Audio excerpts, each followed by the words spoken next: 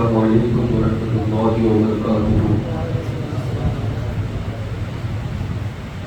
الحمد للہ کفا والصلاة والسلام علی عباده الذین اصطفى، اما بعد، اعوذ باللہ من الشیطان الرجیم، بسم اللہ الرحمن الرحیم۔ سبحان الذي أسرى بعبده ليلا من المسجد الحرام إلى المسجد الأقصى الذي باركنا حوله لنريه من آياتنا، صدق الله العظيم وصدق رسوله النبي الأمين الكريم، ونحن على ذلك لمن الشاهدين والشاكرين والحمد لله رب العالمين۔ بعد توحید کے متوالوں غوث اعظم کے چاندی سالوں، آئیے کچھ عرض معروف سے قبل ہم اور آپ مل کر آقا نامدار مدینے کی تاجدار امت کے غمخوار شاہوں کی تاج، آقاؤں کو آقا، ہم غلاموں کی محسن، یتیموں کے سہارا، بے آسروں کی آسرا، بے خانماؤں کے ماوا، غریبوں کی محب، مسکینوں کے ساتھی، مساوات کی حامی، صدق کا منبع، صبر کا معدن، خاکساری کا نمونہ، اولین انسان، محبوب ذیشان، مومن کا ایمان، صبح کائنات کے شمس الدوحہ، شام کائنات کے بدر الدجا، محمد عربی وحفظہ صلی اللہ علیہ وسلم کی بارگاہ میں جس طرح سے میں پڑھاتا ہوں، میرے ساتھ مل کر پڑھیے۔ الصلاۃ والسلام علیک یا رسول اللہ، الصلاۃ والسلام علیک یا حبیب اللہ، الصلاۃ والسلام علیک یا نبی اللہ صلی اللہ تعالی علیہ وسلم۔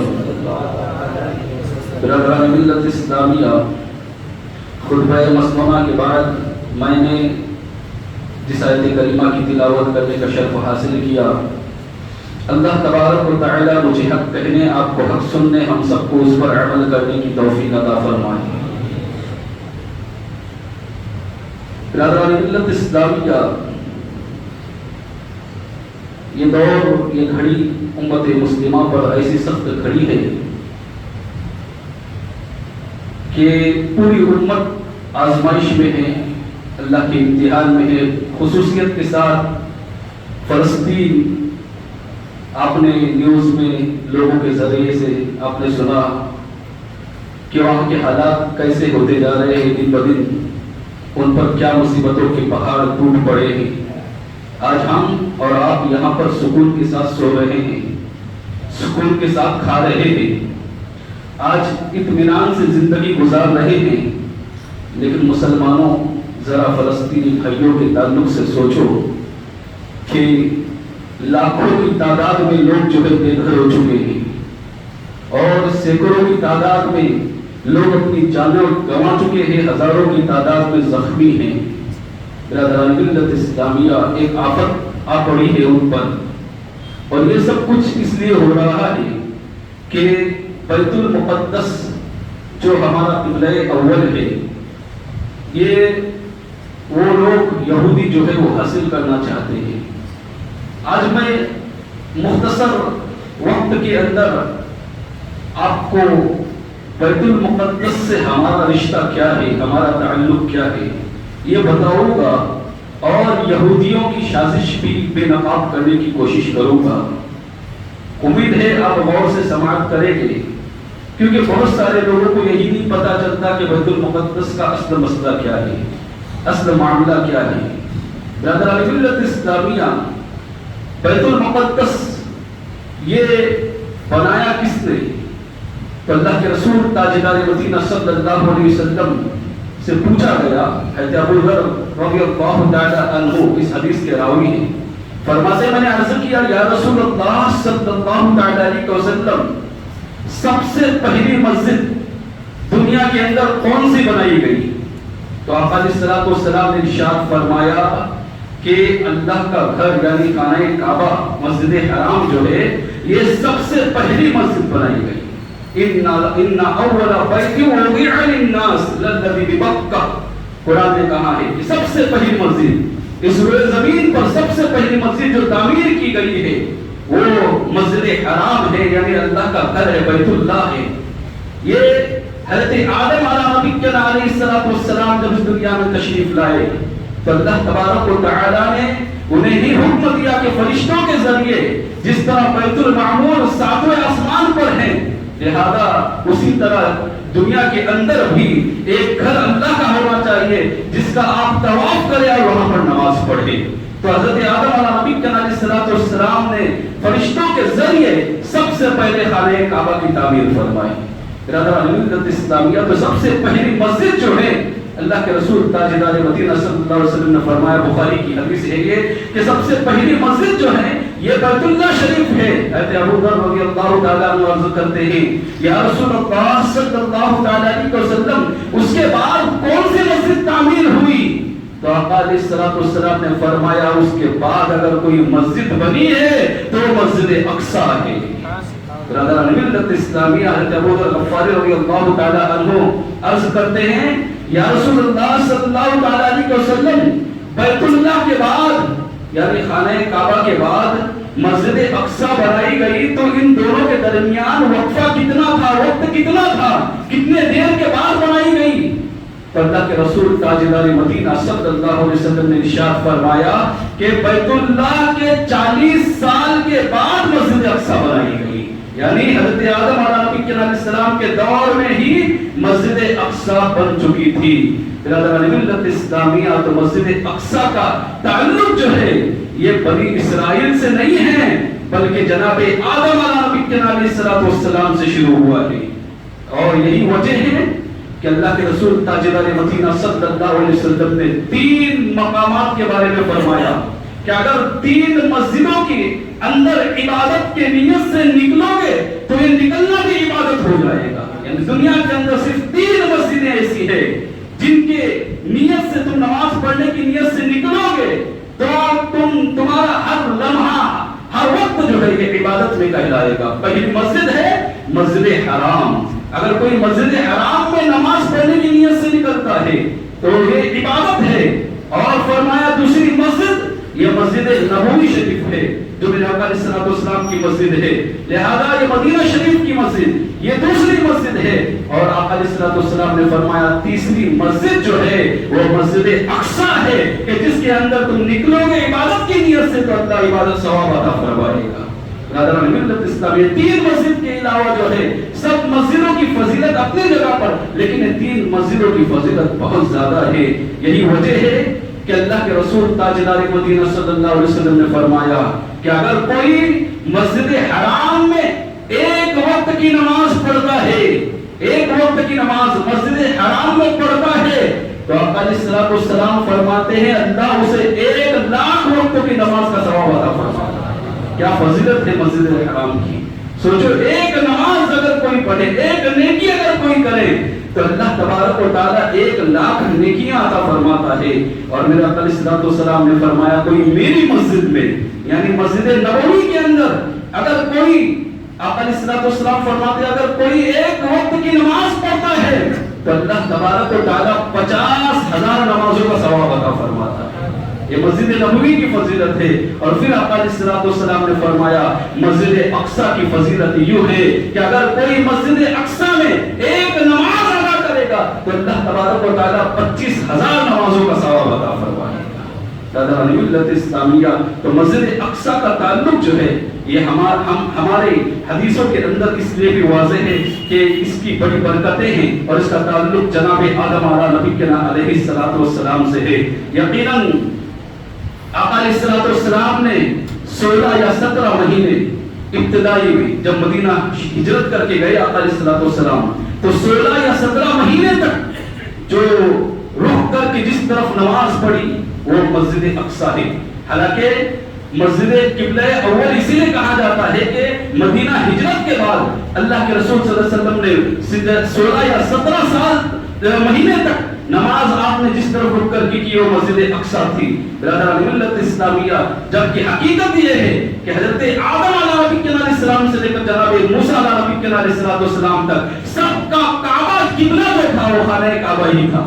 موسیٰ علیہ السلام کے بعد پھر بیت المقدس بنا اور 16 اور 17 مہینے تک میرے آقا علیہ السلام نے بیت المقدس کو ہی قبلہ بنایا، اور پھر بار بار خیال آتا تھا، بار بار ذہن میں بات آتی تھی، اور یہودی تو تانا بھی دیتے تھے۔ حالانکہ یہ ساری چیزیں اس لیے تھی کیونکہ یہودیوں کو اللہ کے رسول صلی اللہ علیہ وسلم چاہتے تھے کہ وہ ہم اسلام کی طرف راغب ہو جائے، تو اگر ان کے قبلے کی طرف رخ کرے گے، اللہ نے تو صاف واضح لفظوں میں کہا نا، لیس البر ان تولوا وجوہکم قبل المشرق والمغرب، مشرق اور مغرب کی طرف رخ کرنا کوئی نیکی نہیں ہے۔ میں تو ہر طرف، مجھے تو جس اللہ تبارک و تعالیٰ نے ارشاد فرمایا ہے کہ میں سمت کا محتاج نہیں ہوں، کسی طرف کا اور کسی جہت کا محتاج نہیں ہوں، اللہ یہ محتاج کی ہمارے لیے ہے، تم جس طرف رخ کرو گے اللہ کو پاؤ گے۔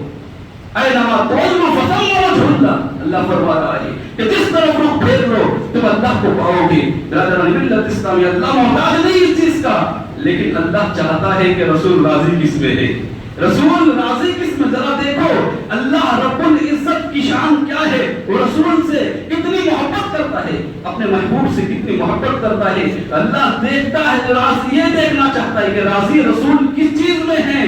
تو 16 یا 17 مہینے تک اللہ کے رسول اس بات پر راضی تھے کہ بیت المقدس کی طرف رخ کیا جائے، بیت المقدس کو قبلہ بنایا جائے، تو اللہ تبارک و تعالیٰ اسی میں راضی رہا۔ اور پھر 16-17 مہینے کے بعد جب آپ کا خیال بار بار ہی آتا تھا، بلکہ حالت نماز میں، اللہ کے رسول آج بھی مسجد قبلتین موجود ہے مدینہ شریف میں، الحمدللہ بھی زیارت کر کے آ رہا ہوں وہاں سے۔ مسجد قبلتین جانتے ہو یہ مسجد ہے جہاں پر اللہ کے رسول صلی اللہ علیہ وسلم نماز پڑھا رہے تھے، اور نماز ظہر کی تھی، ظہر کی نماز تھی۔ میرے آقا علیہ السلام نماز کی نیت ٹھان چکے تھے، صحابہ کرام پیچھے کھڑے تھے، اور دل میں خیال آ رہا تھا اس سے پہلے میں اپنی بات مکمل کروں، اس واقعے کو مکمل کروں، ذرا مسجد قبلتین کی سمت بھی آپ کو بتا دوں۔ جو مسجد قبلتین جو ہے نا، یہ معاملہ یوں تھا کہ بیت المقدس جو تھا یہ بالکل سامنے کی جانب تھا، اور خانہ کعبہ پیچھے کی جانب تھا، یعنی شمال اور جنوب یہ دو طرف آتے ہیں۔ آپ کو آسانی کے لیے سمجھانے کے لیے میں یہ کہہ سکتا ہوں کہ ہم جو ہے خانہ کعبہ ہمارا مغرب کی طرف ہے، تو آپ کو سمجھانے کے لیے کہہ دوں کہ جس طرح خانہ کعبہ اگر مغرب کی طرف ہے ہمارے یہاں سے، تو مشرق کی طرف بیت المقدس تھا۔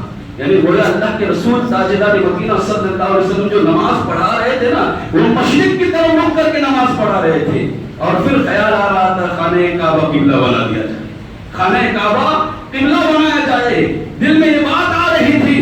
اللہ اکبر، ذرا غور کرنا، اب یہ دل میں خیال آ رہا تھا، اور بار بار نماز کی حالت میں اللہ کے رسول صلی اللہ علیہ وسلم اپنے چہرے کو آسمان کی طرف کر رہے تھے۔ اللہ تبارک و تعالیٰ نے ارشاد فرمایا، قد نرى تقلب وجهك في السماء، اے محبوب ہم دیکھ رہے ہیں آپ بار بار آسمان کی طرف اپنے رخ کو کر رہے ہیں، اپنے چہرے کو آسمان کی طرف کر رہے ہیں، فلنولینک قبلۃ ترضاها، بس پھیر دیجیے اپنے چہرے کو جس طرف آپ راضی ہو۔ برادران ملت اسلامیہ، اور پھر میرے آقا علیہ السلام نے عین نماز کی حالت میں اپنے رخ کو پھیر دیا۔ ذرا غور کرنا، رخ کو پھیرنا کیسا ہوگا؟ مقتدی پیچھے ہے، آقا آگے ہیں، اور اس طرف پھیرنا ہے تو گویا صفوں کو چیرتے ہوئے اللہ کے رسول صلی اللہ علیہ وسلم سب صحابہ کے اس طرف چلے گئے ہوگے۔ یہی تو پوزیشن بنی ہوگی نا، یہاں سے اگر چہرہ پھیریں گے تو آمنا سامنا ہو جائے گا، آمنا سامنا نہیں ہوا، بلکہ صفوں کو چیرتے ہوئے آقا علیہ السلام اس طرف گئے۔ اور وہ زمانہ تھا، علماء تو کہتے ہیں کہ اس زمانے میں عورتیں پیچھے سب میں ہوا کرتی تھی۔ اب ذرا غور کرنا، میرے آقا علیہ السلام صفوں کو چیرتے ہوئے جب پہنچے ہوگے تو پیچھے عورتوں کی صف بھی آئی ہوگی، اور پھر آقا نے ان کی صفوں کو چیرتے ہوئے پھر اس سے آگے گئے ہوگے، اور جب اس سے آگے جانے کے بعد میرے آقا علیہ السلام نے جو 2 رکعت باقی تھی اسے پورا کیا ہوگا۔ اب عورتوں کی اور مقتدیوں کی کیفیت کیا بنی ہوگی؟ عورتیں پہلی صف میں ہیں، مرد دوسری صف میں ہیں، اور شریعت اس کی اجازت نہیں دیتی تھی۔ حال یہ تھا کہ عورتوں کو پیچھے کھڑے کرنا تھا، مردوں کو آگے کھڑے کرنا تھا۔ مجھے کہنے دیا جائے کہ اس وقت یہ ہوا ہوگا کہ ساری عورتیں پیچھے آ گئی ہوگی، اور سارے مرد جو ہے میرے آقا کے پیچھے آ گئے ہوگے۔ اس طرح عورتیں پیچھے ہوئی، سب نے اپنے اپنے قدموں کو بڑھایا، لیکن کسی کی نماز نہ ٹوٹی، اس لیے کہ میرے محبوب اللہ فرماتا تم اس چیز میں راضی ہو۔ برادران ملت اسلامیہ، آج ہمارا حال یہ ہے کہ اگر ہمیں وقت بدلی کرنا ہوتا ہے تو ظہر اثر کا 5 منٹ کا فرق ہوتا ہے، تو ہم ایک دن پہلے بتانا پڑتا ہے۔ اگر اعلان نہ ہو اور پھر اس طرح سے اگر وقت اچانک بدلی کر دیا جائے تو لوگ آ کر شکایتیں کریں گے. تو یہ بھی تو ہو سکتا تھا نا کہ اللہ کے رسول صلی اللہ علیہ وسلم پر وحی آئی کہ اپنے رخ کو پھیر دیجئے تو نماز مکمل ہوتی اور اللہ کے رسول تاجدار مدینہ صلی اللہ علیہ وسلم پھر کہتے کہ اب عصر کی نماز وہاں پر ہم کعبے کی طرف دیکھ کر پڑھنی ہے. لیکن نہیں, عین حالت نماز میں اللہ کے رسول صلی اللہ علیہ وسلم نے اپنے قبلے کو تبدیل فرمایا. آج وہ مسجد موجود ہے جس کا نام مسجد قبلتین ہے, یعنی دو قبلے والی مسجد, جہاں پر شمال کی جانب بھی قبلہ ہے اور دو ایک علامت بنی ہوئی ہے اور جنوب کی جانب بھی علامت بنی ہوئی ہے. برادران ملت اسلامیہ, تو قبلہ اول ہمارا جو ہے یہ اس اعتبار سے فلسطین ہے, اس اعتبار سے بیت المقدس ہے. برادران ملت اسلامیہ, ہمارا قبلہ اول سے اس طرح کا بھی تعلق ہے. برادران ملت اسلامیہ, بیت المقدس یہ ہمارے لیے بہت معتبر ہے, اس لیے کیونکہ اللہ تبارک و تعالیٰ نے جناب ابراہیم علیہ نبی علیہ السلام کو مصر کی ہجرت کے لیے حکم دیا تھا. اور جناب ابراہیم علیہ نبی علیہ السلام جو ہے یہ میرے آقا علیہ السلام کے آبا و اجداد میں, یہودیوں کے بھی آبا و اجداد میں آتے ہیں. لیکن کس طرح سے؟ جناب ابراہیم علیہ نبی علیہ السلام کی دو اولاد ہیں. جناب ابراہیم علیہ نبی علیہ السلام کے دو بیٹے ہیں, حضرت اسحاق علیہ السلام اور حضرت اسماعیل علیہ السلام. برادران ملت اسلامیہ, اب جتنے عیسائی یہودی جو ہیں, یہ جتنے انبیاء کرام مبعوث ہوئے سب حضرت اسحاق کی اولاد میں سے ہوئے. حضرت اسماعیل کی اولاد میں میرے آقا سے پہلے کوئی نبی نہیں ہوا. ان کو یہ امید تھی عیسائیوں کو کہ اب نبوت کا سلسلہ بنی اسماعیل میں ختم ہو چکا ہے, حضرت اسماعیل علیہ السلام کی اولاد میں نبی کوئی نہیں آئے گا, آخری نبی جو آئیں گے. سب انتظار میں تھے کیونکہ سب نے کہا تھا کہ میرے بعد ایک آنے والا ہے. جناب موسیٰ علیہ السلام نے بھی بشارت دی تھی, جناب عیسیٰ علیہ السلام نے تو یہاں تک کہا تھا من بعد اسمہ احمد, میرے بعد جو آئے گا اس کا نام احمد ہوگا. برادران ملت اسلامیہ, جب واضح لفظوں میں جناب عیسیٰ علیہ السلام نے بشارت دی تھی کہ آنے والا آئے گا اور اس کی تمہیں اتباع کرنی ہے تو ہدایت پا جاؤ گے. اب حال یہ ہے جب آقا علیہ السلام تشریف لائے تو قرآن کہتا ہے, جانتے ہو کیسے پہچانتے تھے؟ الذین یعرفونہ کما یعرفون ابناءہم. آقا علیہ السلام کو ایسے پہچانتے تھے جیسے کوئی اپنی اولاد کو پہچانتا ہے. اولاد کو پہچاننے میں کبھی غلطی نہیں ہوتی, اگرچہ جڑواں اولاد ہو, ایک جیسی اولاد ہو, پورا گاؤں دھوکا کھا سکتا ہے, رشتہ دار دھوکا کھا سکتے ہیں کہ کون ہے اس میں سے کس کا نام کیا ہے, کیونکہ جڑواں ایک جیسے دکھتے ہیں. لیکن ماں باپ کی شان یہ ہے کہ ماں باپ کبھی اولاد کو پہچاننے میں غلطی نہیں کرتے. جڑواں ایک جیسی صورت ہونے کے باوجود بھی ماں باپ پہچانتے ہیں. قرآن فرماتا ہے کہ وہ لوگ یہود و نصارہ اللہ کے رسول صلی اللہ علیہ وسلم کو ایسے پہچانتے تھے جیسے کوئی اپنے بیٹے کو پہچانتا ہے, یعنی ساری علامتیں انہوں نے اللہ کے رسول صلی اللہ علیہ وسلم کی دیکھ لی تھی. لیکن اس کے باوجود بھی صرف اس وجہ سے, اس حسد کی بنیاد پر وہ لوگ ایمان نہیں لا رہے تھے. وہ حسد اور بغض یہ تھا کہ ان کی تمنا تھی, ان کی خواہش یہ تھی کہ بنی اسحاق کے اندر, اسحاق علیہ السلام کے اولاد کے اندر نبی آخر الزمان تشریف لائے جو بنی اسماعیل کے اندر تشریف لائے.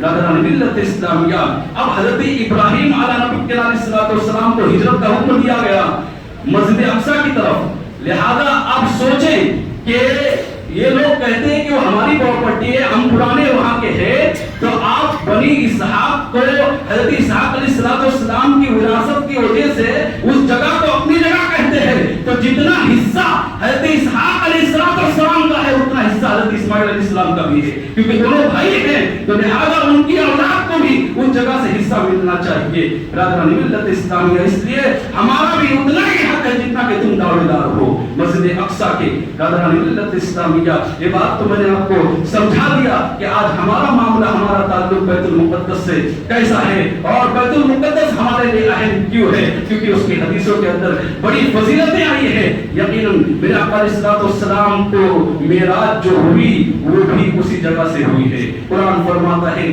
سبحان الذی اسری بعبدہ لیلا من المسجد الحرام الی المسجد الاقصی, کہ پاک ہے اللہ کی ذات جو اپنے بندے کو لے گئی راتوں رات مسجد حرام سے مسجد اقصیٰ تک. مسجد اقصیٰ پھر جانے کے بعد آقا علیہ السلام نے تمام نبیوں کی امامت فرمائی ہے. آپ نے امامت کی ہے سارے نبی, حضرت آدم علیہ نبی علیہ السلام سے لے کر جناب عیسیٰ تک جتنے کم و بیش 1,40,000 انبیاء کرام مبعوث ہوئے سب کے سب نے اقتدا کی ہے اور اس مسجد کے اندر میرے آقا نے امامت فرمائی ہے. وہ آقا علیہ الصلوۃ والسلام نے بتا دیا کہ سن لو پہلے اور آخر میں آنے کا معاملہ جو ہے یہ نہ سمجھنا کہ آخر میں آنے کے بعد جو ہے مرتبہ کم ہے. حقیقت یہ ہے کہ اول بھی حضور ہے اور آخر بھی حضور ہے. نماز اقصی میں تھا یہی سر آیا ہو مانے اول و آخر کے دست بستہ ہے پیچھے حاضر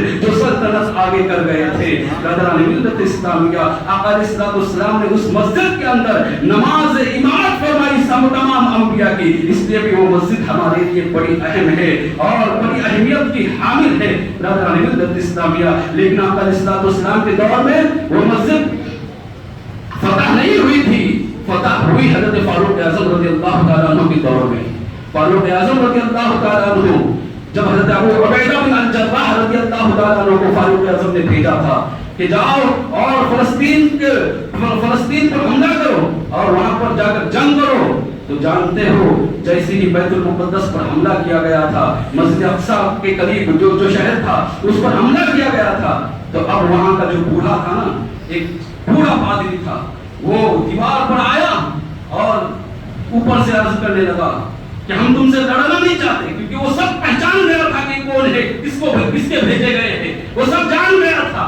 اس نے کہا کہ ہم تم سے لڑنا نہیں چاہتے، ہم یوں ہی تمہیں بیت المقدس کی چابی تمہارے حوالے کریں گے، لیکن ہماری شرط یہ ہے کہ اپنے امیر کو بھیجو، اپنے امیر کو بھیجو، ہم اپنے آپ کے امیر کے ہاتھ میں اپنی چابی دیں گے.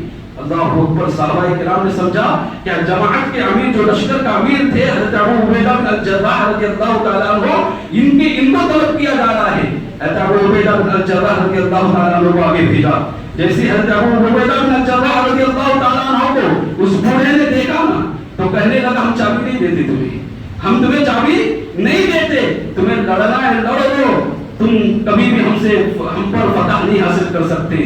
وہ لوگ صحابہ حیران ہوئے کہ ابھی تو کہہ رہا تھا کہ چابی دے دیں گے، امیر کو بھیجو، امیر کو دیکھنے کے ساتھ کہنے لگا کہ چابی نہیں دیتے، جو کرنا ہے کر لو، اور اب یہ دعویٰ کہ تم ہم سے جیت ہی نہیں سکتے. پھر پوچھا کہ تم ایسا کیوں کہہ رہے ہو، ابھی تو تم کہہ رہے تھے کہ چابی دینے کے لیے تیار ہے، اور اب جو انکار کیوں کر رہے ہو؟ کہا میں کچھ اور سمجھ رہا تھا، میں نے اپنی کتاب کے اندر دیکھا، اور اس کے اندر جب دیکھا تو میں نے جائزہ لیا کہ جس شخص کے ہاتھوں بیت المقدس فتح ہونے والا ہے یہ ابو عبیدہ بن الجراح نہیں ہے، اس لیے کہ ان کے گال جو ہوں گے، جس شخص کے ہاتھوں بیت المقدس فتح ہوگا اس کے گال اندر کی جانب ہوں گے، داڑھی جو ہے یہ گھنی ہوگی، آنکھیں اندر کی طرف ہوگی، لہذا ان کے انگلیوں میں گوشت بہت کم ہوگا، انگلیاں لمبی لمبی ہوگی، لہذا حضرت ابو عبیدہ بن الجراح میں یہ علامتیں نہیں پائی جاتی. صحابہ کرام نے جیسے یہ سنا مسکرانے لگے، سمجھ گئے. پہلے یہ سمجھ رہے تھے کہ لشکر کے امیر کو بلا رہے ہیں، لیکن وہ تو امیر المسلمین کو بلا رہے تھے، امیر المؤمنین عمر بن الخطاب کو بلا رہے تھے. سمجھ گئے کہ کسی اور کا چہرہ نہیں بتا رہے، یہ چہرہ بتا رہے تو فاروق اعظم کا چہرہ بتا رہے ہیں. خط لکھا گیا مدینے کے اندر، حضرت فاروق اعظم رضی اللہ تعالیٰ عنہ کو سارا ماجرا بیان کیا گیا کہ آپ کے ہاتھوں ہی وہ چابی دینے کے لیے تیار ہے، ورنہ چابی نہیں دیں گے. اللہ اکبر. فاروق اعظم اب نکلے. دیکھو امیر المؤمنین ہے، آدھی دنیا پر حکومت ہے، لیکن سادگی کا یہ عالم ہے کہ صرف ایک اونٹنی تھی آپ کے پاس، اس اونٹنی کو اپنے غلام کو لیے اور اس اونٹنی کے ساتھ چل پڑے، اس اونٹنی کے ساتھ نکل پڑے اور غلام سے طے کر لیا کہ سنو، ایک میل تم چلو گے اور ایک میل میں اونٹنی کی نکیل سنبھالوں گا، اور ایک میل جو ہے پھر میں بیٹھوں گا اور تم اونٹنی کی نکیل سنبھالنا. اللہ اکبر. جب بیت المقدس قریب آیا تو جانتے ہو غلام کی باری تھی اونٹنی کے اوپر بیٹھنے کی. غلام عرض کرنے لگا فاروق اعظم رضی اللہ تعالیٰ عنہ سے کہ حضور آپ اوپر بیٹھ جائیے، میں اپنی باری آپ کے حوالے کرتا ہوں. فاروق اعظم نے کہا نہیں، انصاف تو یہی ہے کہ بھلے بیت المقدس آئے، اب سوچو شان فاتحانہ شان سے جا رہے ہیں فاروق اعظم رضی اللہ تعالیٰ عنہ، لیکن سادگی کا یہ عالم ہے کہ کہتے نہیں، انصاف کا تقاضا تو یہی ہے کہ تمہاری باری ہے کہ تم ہی بیٹھو گے اور میں اونٹنی کی नकील पकड़ूंगा। ऊँटनी की नकील पकड़ते हुए जो है गुलाम ऊँटनी पर बैठा है। फारूक आजम इस तरह बैतुल मुकद्दस के अंदर दाखिल हुए। आगे एक नाला आ रहा था, आपने जो मौजा पहना था ना वो थोड़ा सा फटा हुआ था। जब नाले से गुजरने लगे तो आपने मौजा निकाल कर अपने कांधे पे डाला। अबू उबैदा बिन अल-जर्राह और खालिद बिन वलीद रज़ियल्लाहु ताला अन्हुमा ये वाक़या देख रहे थे अपने माथे की आंखों से। खालिद बिन वलीद ने कहा अबू उबैदा बिन जर्राह से कि फारूक आजम किस सादगी के साथ आ रहे हैं, उनकी शान तो देखो कैसे आ रहे हैं। अगर इस तरह से आएंगे तो इनका रोब मुशरिकीन पर, यहूद और नसारा पर किस तरह से पड़ेगा। लिहाजा उनको शान और जलाल के साथ आना चाहिए था। अल्लाहु अकबर। जब फारूक आजम रज़ियल्लाहु ताला अन्हु हज़रत अबू उबैदा के करीब पहुंचते हैं, जैसे ही करीब पहुंचेगा हज़रत अबू उबैदा बिन अल-जर्राह ने कहा कि अमीरुल मोमिनीन वो आपको देखकर चाबी देने वाले हैं, अगर आप शहाना करोफर के साथ आते तो ये ज्यादा अच्छा होता। इतना सुनना था कि फारूक आजम के आंखों में गोया खून उतर आया, जमीन से कंकरी उठाई और हज़रत अबू उबैदा बिन अल-जर्राह के मुंह पर मारी और कहा कि अबू उबैदा तुम तो अमीरुल उम्मा के रकम से जाने जाते हो। अल्लाह के रसूल को गुजरे हुए इस दुनिया से बज़ाहिर तशरीफ ले गए हुए ज्यादा अर्सा नहीं हुआ और तुमने लोगों की शान और शौकत को देखकर, बादशाहों के करोफर को देखकर तुम उनसे मुतासर हो गए हो। क्या रसूलुल्लाह सल्लल्लाहु अलैहि वसल्लम की जिंदगी तुम्हारे सामने नहीं है? किस साथी के साथ उन्होंने अपनी जिंदगी गुजारी है। मिल्लत इस्लामिया अबू उबैदा से कहते हैं कि सुनो, तुम्हें अगर ये लगता है कि ये इज्जत, ये शौकत, ये शान, ये मर्तबा, ये जलाल अगर तुम्हें अच्छे कपड़ों की वजह से मिला है, अच्छे मौजों की वजह से मिला है तो अपने जहन से बात निकाल दो। ये हमारा हाल ये था कि हम जलील कौम थे, हमारा हाल ये था कि हम 7 ऊंट को जब से एक लाइन में खड़े करते थे तो एक लाइन में वो 7 ऊंट खड़े नहीं हो सकते थे। और आज अल्लाह के तबारक व तआला ने नबी के नालेन के सदके में हमें वो इज्जत दी है कि आधी दुनिया पर हुकूमत है और सब एक तरतीब से खड़े हैं। ये नबी के नालेन का सदका है, ये दीन का सदका है। लिहाजा सरमाए की वजह से ये इज्जत नहीं मिली है, ये इज्जत मिली है तो तुम्हें दीन की खातिर मिली है। मिल्लत इस्लामिया फारूक आजम ने बता दिया मुसलमानों, अगर इज्जत हासिल करना चाहते हो तो दीन पर कायम रहो, सिराते मुस्तकीम पर गामजन हो जाओ तो तभी तुम्हें इज्जत मिलेगी। दीन को छोड़ोगे तो फिर जलील और रुसवा और खार हो जाओगे। मिल्लत इस्लामिया इस तरह बैतुल मुकद्दस उस वक्त फारूक आजम रज़ियल्लाहु ताला अन्हु के जमाने में फतह हुआ और उसके बाद फिर कुछ सालों के बाद 1099 ईस्वी के अंदर फिर ईसाइयों के कब्जे में चला गया और फिर 1187 में हजरत सलाहुद्दीन अय्यूबी ने फिर बैतुल मुकद्दस फतह किया जो अब तक के हमारे हाथ में था। लेकिन 1946 के बाद फिर यहूदियों ने उस पर कब्जा किया और किस तरह के हालात आए वो सब आप जानते हैं। आज हाल ये है कि फलस्तीन का कोई तोसाने हाल नहीं है। मैं आप तमाम हज़रात से गुजारिश करूंगा कि आप कुछ नहीं कर सकते तो नमाज के बाद इंशाअल्लाह हम कुछ आयत करीमा का विर्द करेंगे और उनके लिए दुआएं करेंगे। यकीनन अल्लाह तबारक व तआला हमारी दुआओं के अंदर वो असर पैदा करेगा और उनकी गैर से मदद फरमाएगा। अल्लाह ताला से दुआ है कि कहने सुनने से ज़्यादा अमल करने की तौफीक अता फरमाए। व मा अलैना इल्ला अल बलाग। अस्सलामु अलैकुम व रहमतुल्लाहि व बरकातहू।